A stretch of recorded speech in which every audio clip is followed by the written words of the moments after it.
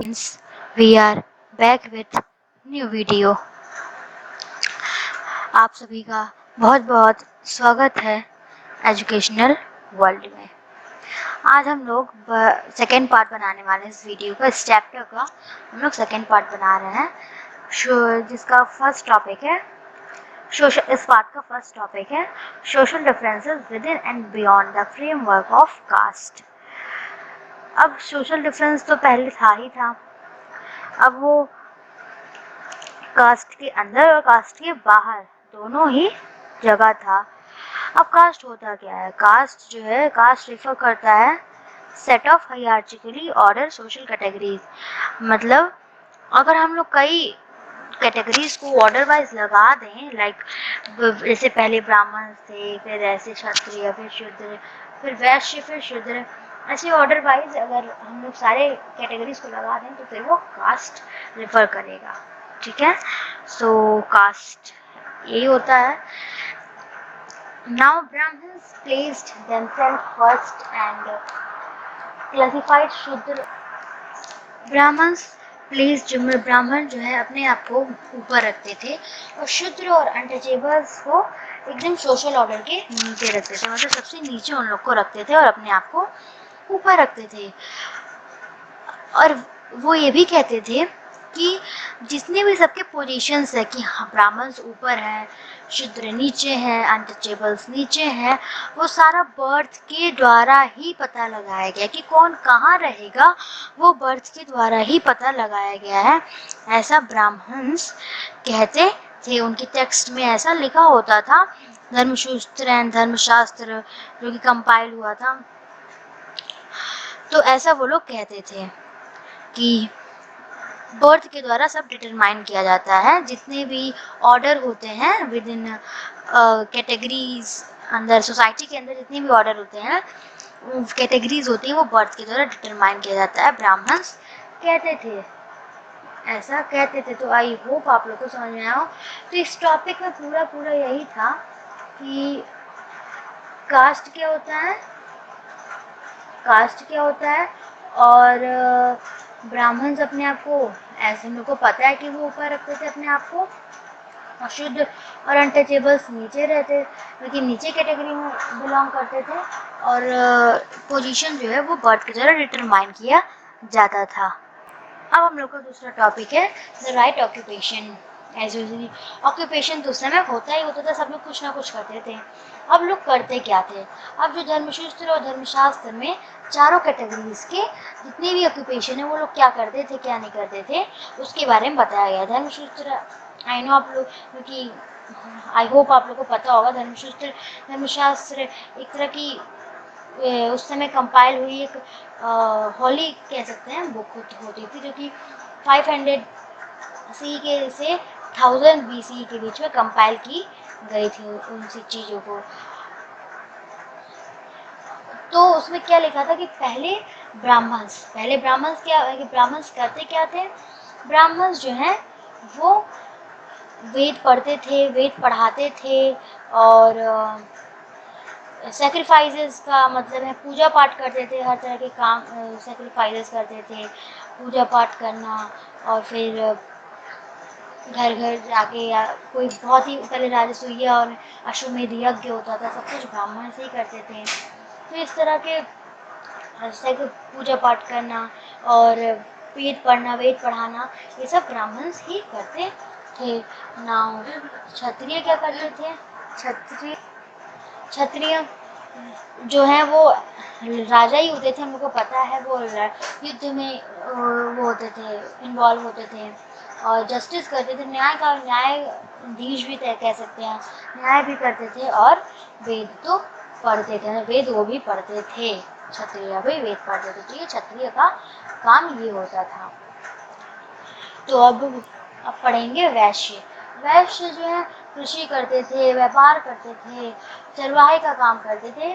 वैश्य का यही काम रहता था। शूद्र का यही काम रहता था कि वो बाकी जो तीन है, ब्राह्मण हैं, क्षत्रिय और वैश्य, तीनों की सर्विंग सेवा करते थे। ये शूद्र का काम होता था। अब जो है अगर हम लोग देखा जाए तो ब्राह्मण्स की बात कैसे मानी जाती थी, मतलब ब्राह्मण ऐसा क्या स्ट्रेटेजी, ऐसा क्या स्ट्रेटेजी अपनाते थे जिससे उनकी बात मानी जाती थी, कुछ तो ऐसा अपनाते होंगे। अब वो 3 स्ट्रेटेजीज अपनाते थे। अब वो 3 स्ट्रेटेजीज है क्या, वो हम लोग पढ़ते हैं। फर्स्ट स्ट्रेटजी है कि वर्ण ऑर्डर वॉज डिवाइन ओरिजिन।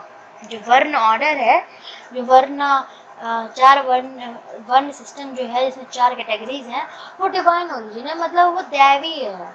ये ब्राह्मण कहते हैं कि ये हम लोगों ने नहीं बनाया है, ये दैवी डिवाइन है, ओरिजिन है, डिवाइन दैवीय से, वहीं से, मतलब ओरिजिन उसका वहीं से है, इसमें हम लोग को कोई इन्वॉल्वमेंट नहीं है। फर्स्ट ये था इनका स्ट्रेटजी।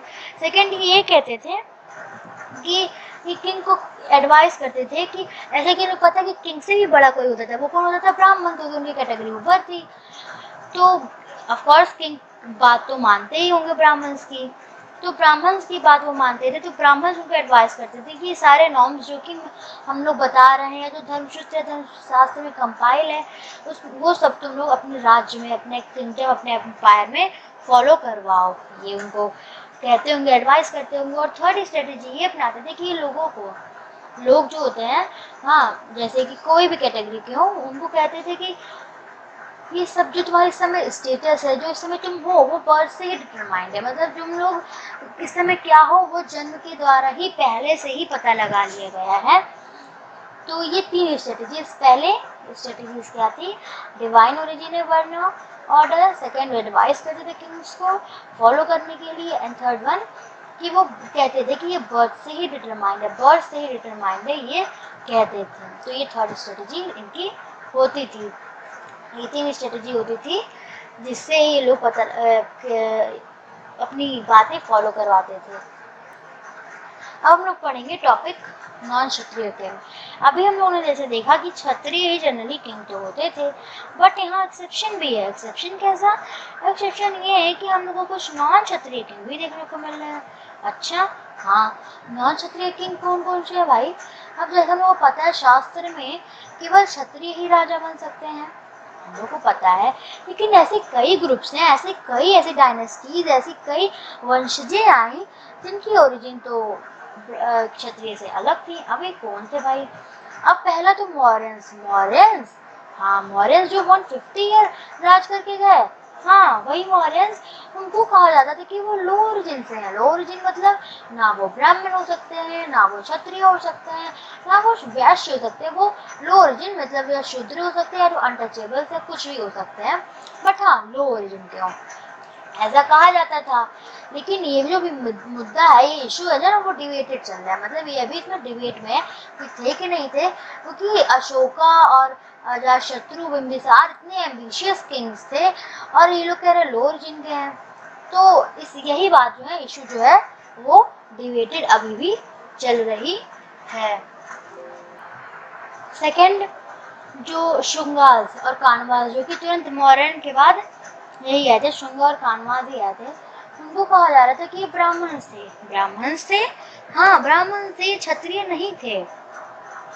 और जो शाकास थे, जिनके बहुत ही बड़े राजा रुद्रदमन जो शाका से बिलोंग करते थे, और जो कि तालाब है, जो तालाब है, इसका नाम है सुदर्शन लेक है, उसका भी इन्होंने फिर से पुनर्निर्माण कराया था। रुद्रदमन जो कि बहुत ही बड़े राजा थे, शाका रूलर, जो कि अबाउट 2nd सेंचुरी इन्होंने रूल किया था। वो जो है, उनको जो है शाकास को लोग मलिच्छास कहते थे, मलिच्छास जो है शाकास को कहते थे। सो पहले तो मॉडर्न्स को लो ओरिजिन के कहा, अब इन लोगों को मलिच्छास और ब्राह्मण्स कह रहे हैं। अब सतवाहंस, जो कि साउथ साइड में वेस्टर्न डेक्कन पे इन्होंने जो रूल किया था अबाउट 2nd सेंचुरी, सतवाहंस कहते थे कि वो ब्राह्मण हैं, वो खुद क्लेम करते थे कि मैं ब्राह्मण हूँ, वो ब्राह्मण हैं, और वो कहते कि मैं जो क्षत्रिय का घमंड है, प्राइड है ना, उसे मैं तोड़ के रहूंगा, डिस्ट्रॉय कर दूंगा, नाश कर दूंगा। इसका प्राइड, क्षत्रिय का प्राइड। ना जो अब टॉपिक है वो जाति और सोशल मोबिलिटी। जाति और सोशल मोबिलिटी क्या है? जाति जाति भी सेम वर्ण की तरह होती है, वो भी बर्थ से ही डिटरमाइन की जाती है, बर्थ पर ही बेस्ड होती है, बर्थ से ही उसका भी निर्धारण किया जाता है। अच्छा, अब ब्राह्मण जो है जो भी पाते थे एक्सक्लूडेड सिस्टम, जो कि हमारी तीनों चारों कैटेगरीज में ना बैठ पाए, वरना सिस्टम में नहीं एडजस्ट होती थी, वो इस तरह के कैटेगरीज को, जो ऐसे लोग जो कि फॉरेस्ट में रहते हो, फॉरेस्ट ड्वेलर होते हो, ऐसे लोगों को ना वो जाति में बोल देती थी कि वो जाति है, वो जाति से बिलोंग करते हैं। कैसे लोग? ऐसे लोग जो कि सिस्टम से एक्सक्लूड हो, एक्सक्लूडेड सिस्टम से बिलोंग करते हो, और वो फॉरेस्ट में रहते हो, फॉरेस्ट ड्वेलिंग का काम करते हो, ऐसे लोगों को वो क्या बोल देते थे? जाति में, उनको जाति से बिलोंग करते हैं ऐसा माना जाता था। ठीक है, जातिज which shared a common occupation, a profession, were sometimes organized into श्रेणीज और गिल्ड्स। जातिज जो कि ऐसे एक तरह के काम करते थे, ऑक्यूपेशन का कॉमन होता था या प्रोफेशन, उनको जो है श्रेणी या गिल्ड में बांट दिया जाता था। मतलब कि हम लोग को पता है कि जो गिल्ड में रहते थे उनके ऑक्यूपेशन सेम होते थे, तो ऐसे जाति में लोग जिनके ऑक्यूपेशन कॉमन हो, हाँ, या प्रोफेशन कॉमन हो, उनको जो है श्रेणी या गिल्ड में ऑर्गेनाइज किया जाता था। तो ये हम लोगों ने पढ़ लिया अपना टॉपिक जाति and social mobility. I hope आप लोगों को अच्छे समझ में आ रहा हो। और अब हम लोग पढ़ेंगे बियॉन्ड फोर वर्नास। फोर वर्नास के बियॉन्ड में कुछ होता था क्या? ऑफ कोर्स होता था। फोर वर्ना के बाद भी कुछ ऐसे लोग होते थे। अब वो कैसे होते थे? ऐसे लोग, ऐसी पॉपुलेशन, ऐसी जनसंख्या वो सोशल प्रैक्टिस, जिनकी जो भी वो काम, सामाजिक कार्य करते थे, वो ब्राह्मणिकल आइडियाज, जो ब्राह्मण की जो धारणाएं थी, जो ब्राह्मण के टेक्स्ट में जो लिखा हुआ था उससे प्रभावित नहीं होते। मतलब जो कुछ लिखा हुआ था वो उसके हिसाब से नहीं चलते थे, वो उससे बिल्कुल नहीं प्रभावित थे। ऐसे लोगों को ब्राह्मण क्या कहते थे? ऑड, अनसिविलाइज्ड, असभ्य, और इवन एनिमल लाइक, जानवर के जैसे भी उन लोगों को करार दे देते थे। अच्छा, ऐसे पॉपुलेशन जो कि जिनको कोई फर्क नहीं पड़ता है ब्राह्मणिकल आइडियाज से, संस्कृत टेक्स्ट से, वो अपना खुद का काम कर रहे हैं, उनको लोग ऑड और अनसिविलाइज्ड और इवन एनिमल लाइक भी बोल दिया करते थे। तो ऐसे, और ये हम लोग को पता ही होगा एकलव्य, एकलव्य जो है ऐसे ही एक ग्रुप से बिलोंग करते थे। एकलव्य जिन्होंने द्रोणाचार्य को अपना अंगूठा जो है दान में दे दिया था, इसकी बहुत बड़ी कहानी आप लोग को आई हो पता होगा। सो अब हम लोग का जो नेक्स्ट टॉपिक है वो है अभी nomadic pastoralist, sometime those who spoke नॉन-संस्कृत were labelled as militias. Pastoralist जो नोमैड्स होते हैं, नोमैड्स जो कि पहले तो वंडर करते रहते थे, घूमते रहते थे, नोमैड्स, ऐसे पेस्टोरलिस्ट कभी कभी समटाइम्स जो कि संस्कृत भाषा भी नहीं बोलते थे, नॉन संस्कृतिक होते थे, उनको मलिच्छास कहा जाता था। कैसे? जो पेस्टोरलिस्ट होते थे नोमैड्स होते थे, जो संस्कृत भाषा भी नहीं बोलते थे, उनको मलिच्छास भी कभी कभी कहा जाता था। समटाइम्स उनको मलिच्छास कहा जाता था। तो हम लोग ने देखा कि बियॉन्ड फोर वर्ना में ऐसे लोग थे जो कि ऑड, अनसिविलाइज कहा जाता था, और मलिच्छास भी कहते थे, जिनको संस्कृत बोलने नहीं आता था, जिनको जो अपने अलग काम करते थे, जो कि फॉरेस्ट में रहते थे, फॉरेस्ट ड्वेलिंग करते थे, पेस्ट नोमैड्स होते थे, ऐसे लोगों को तो मलिच्छास कह दिया जाता था। अब जो है हमारा ये टॉपिक न्यू है, वो है beyond the four varna, subordination and conflict. ये क्या है? ब्राह्मण जो है कुछ लोगों को, some people as outside the system, वो कुछ लोगों को सिस्टम के बाहर मानते थे। ब्राह्मण जो सबको मानते थे। अभी तक हम लोगों ने मलिच्छास पढ़ा, अनटचेबल्स पढ़ा, जाति पढ़ा, कास्ट पढ़ा। ऐसे लोग जो कि ब्राह्मण, ऐसे लोगों को जो कि सिस्टम के बाहर मानते थे, और उनको जो है बहुत ही शापर, मतलब बहुत ही तिरछी, की थोड़ी सी उनके प्रति जो सोच होती थी ना, वो बहुत ही अच्छी नहीं होती थी। उनको क्या कहा जाता था? उनको डिफरेंट सोशल कैटेगरी में बांट दिया गया था, अनटचेबल्स। अनटचेबल्स, हाँ, ऐसे लोग जिनको सिस्टम से बाहर रखा गया, जिनकी दृष्टिकोण, मतलब जिनको देखने का नजरिया छोटा हो गया, जिनको देखना छोटा समझा जाता हो कि इनको हम लोग नहीं देख सकते, ठीक है, जिनको देखना पाप माना जाता हो, ऐसे लोगों को क्या कहते हैं, सोशल कैटेगरी दे दिया गया जिनको अनटचेबल कहते हैं, अनटचेबल्स कहते हैं। कोई अनटचेबल से मतलब कि अनटचेबल उन सबको कहा जाता था। अब इसके अंतर्गत क्या आता है, इसके अंतर्गत दोस्त ऐसे लोग जो कि अपने आप को प्योर समझते हो, और जो कि अपने आप को प्योर समझते हो, बहुत ही धार्मिक हो, वो लोग जो है उनके हाथ से खाना लेना भी नहीं जाते थे, वो उनसे खाना नहीं लेते थे, उनसे अवॉइड करते थे, उनसे खाना लेना, उनसे बात करना, हर चीज अवॉइड करते थे। ऐसे लोगों को क्या किया जाता था, उनको कहा जाता था ये डेड एनिमल्स हुए, मृत शरीर हुई। हाँ, ऐसे लोग जो कि डेड एनिमल्स को, मृत शरीर को हैंडल करते थे, उनका हर चीज करते थे। ऐसे लोग जैसे कुछ लावारिस जानवर होते हैं, हर लोग तो पालते नहीं थे, और कुछ लावारिस ह्यूमन भी बॉडी भी होती होगी, ऐसे लोग का काम क्रिया जो है सब वो लोग करते थे। जो लोग करते थे उनको अस्टंडाल्स कहते थे। क्या कहते थे? अस्टंडाल्स, ठीक है। और अस्टंडाल्स का छूना छूना और उनका देखना भी पॉल्यूटिंग, पाप और दूषित माना जाता था। उनका देखना और उनका छूना भी पाप और दूषित माना जाता था अस्टंडाल्स का। मनुस्मृति जैसा कि अबाउट 200 सी से 200 BC के बीच में कंपाइल किया गया था। हाँ, उसमें लिखा था कि उन लोग को, अस्टंडाल्स को गांव के बाहर जो है रहना पड़ता होगा। मतलब कि मनुस्मृति में ये लिखा था उनकी सारी ड्यूटीज, अस्टंडाल्स की ड्यूटीज क्या है। जैसे अस्टंडाल्स की ड्यूटीज है कॉप्स को, डेड एनिमल्स को हैंडल करना, तो ये लिखा होता था। और इवन जो होते थे अस्टंडाल्स होते थे ना, चंडाल्स होते थे, उनको बाहर रखा जाता था, गांव के बाहर रखा जाता था। उनको फेंके हुए बर्तन दिए जाते थे इस्तेमाल के लिए। उनको जो मृत शरीर से कपड़े निकलते थे, जेवर निकलते थे लोहे के, वो लोग पहनते थे, उसको ही बोर करते थे, उसको ही पहनते थे। उनको कोई अच्छी नई चीज़ें नहीं दी जाती थी, बाहर रहना पड़ता था उनको।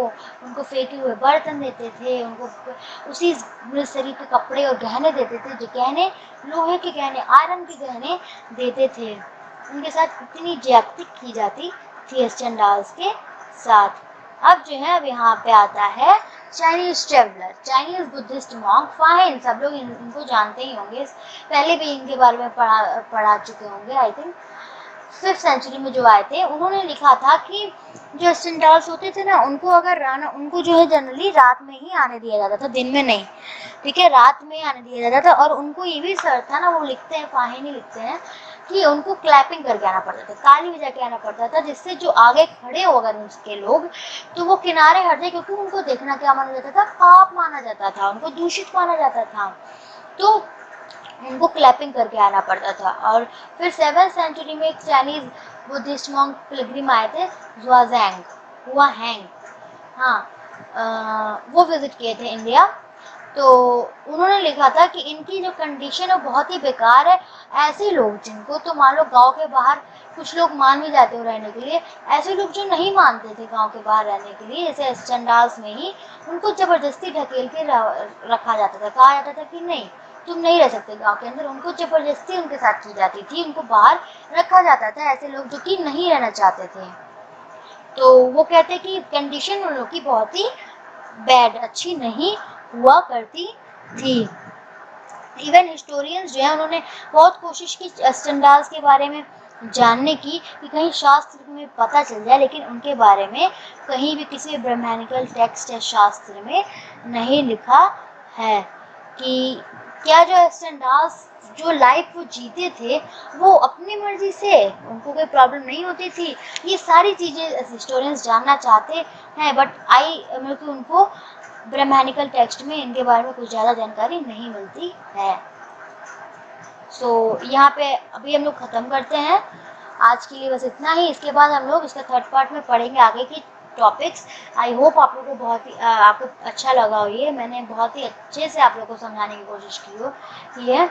सो आई होप आप लोगों ने लास्ट तक वीडियो देखा होगा। इसके आने वाले थर्ड पार्ट जरूर देखिएगा आप लोग, पूरा चैप्टर, उसमें फिर हम आप लोग को अच्छे से समझ में आ जाएगा। तो थैंक यू वेरी मच, आप लोग ज़रूर देखिएगा। अगर अच्छा लगा हो तो लाइक कीजिए, सब्सक्राइब कीजिए एंड शेयर करिए इस वीडियो को। Thank you very much.